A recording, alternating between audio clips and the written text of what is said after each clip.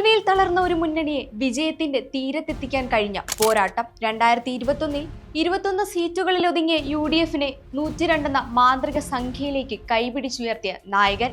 This is the ഇറ of VD Satheesan.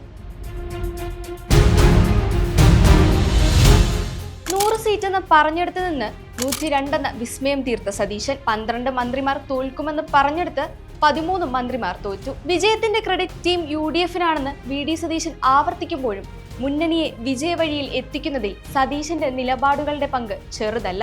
ജാതിമത സംഘടനകൾ രാഷ്ട്രീയ കാര്യങ്ങളിൽ ഇടപെടേണ്ടതില്ലെന്ന് സതീശൻ ഉറപ്പിച്ചു പറഞ്ഞു. ഈ പ്രഖ്യാപനത്തിലൂടെ കേരള രാഷ്ട്രീയത്തിലെ പതിവ് കീഴ്വഴക്കങ്ങളെ പൊളിച്ചെഴുതി. വിമർശനങ്ങൾ NSSൽ നിന്നും SNDPയിൽ നിന്നും ഒരുപോലെ പാഞ്ഞു വന്നപ്പോഴും സതീശൻ കുരുങ്ങിയില്ല.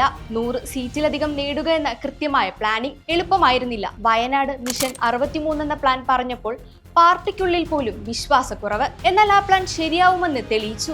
UDF തിളക്കമാർന്ന വിജയം നേടിയില്ലെങ്കിൽ രാഷ്ട്രീയ വനവാസത്തിന് പോകും.